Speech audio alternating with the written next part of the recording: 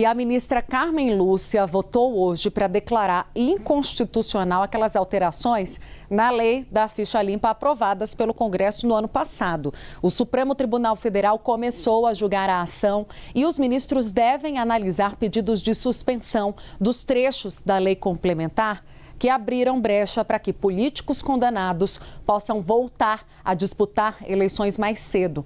O assunto chega agora com Pedro Moreira, ao vivo, direto de Brasília. Bom dia, Pedro. Bem-vindo.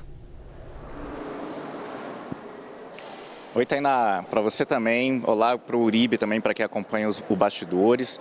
Tainá, para explicar melhor o que está sendo julgado, eu acho que eu vou ter que começar pela alteração que o Congresso havia feito no ano passado. Até então, a legislação previa que se um político fosse condenado, em alguma instância e tivesse que cumprir uma pena, o período de inegibilidade de 8 anos só começaria a contar depois do cumprimento da pena, ou seja, os prazos eram somados. Num exemplo simples, se um político fosse condenado e sofresse uma pena de 4 anos, teria que cumprir esses 4 anos, depois mais 8 anos de inegibilidade, ou seja, 12 anos sem poder voltar a concorrer nas eleições para nenhum cargo eletivo. O Congresso Nacional alterou isso no ano passado, fazendo com que o período de inegibilidade começasse a contar do momento da condenação.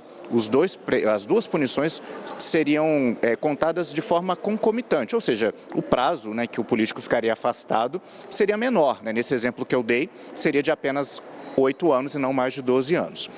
E também havia uma previsão ali nas alterações feitas pelo Congresso de que o período máximo que uma pessoa ficaria inelegível seria de 12 anos. Esses foram os dois pontos principais nessas alterações na legislação eleitoral promovidas pelo Congresso Nacional no ano passado. O projeto veio para a sanção presidencial em setembro. O presidente Lula vetou alguns trechos, mas esses dos prazos permaneceram valendo e entraram em vigor. Na sequência, a Rede Sustentabilidade, o partido político, entrou com essa ação no Supremo, uma ação direta de inconstitucionalidade, alegando questionando não só a questão do mérito dessas alterações que o Congresso fez, alegando que feriam a Constituição porque diminuíam aqueles princípios, atacavam os princípios da moralidade pública, mas a rede também contestava o rito, a tramitação do projeto no Congresso. Alegava que o texto tinha sofrido alterações consideráveis no Senado e que não tinha voltado para a Câmara para que a Câmara revisasse essas alterações. Logo depois que passou pelo Senado, o projeto foi à sanção presidencial.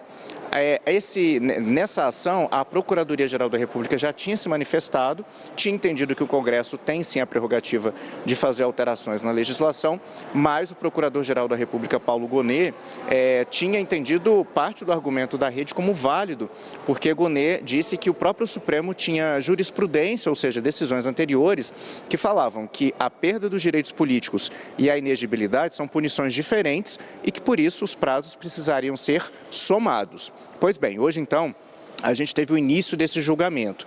Ele acontece no plenário virtual, aquela modalidade em que os ministros depositam os votos no sistema eletrônico. Foi aberto hoje às 11 horas e, por enquanto, a gente tem o voto da relatora da ação, que é a ministra Carmen Lúcia. E ela considerou inconstitucionais essas duas principais alterações.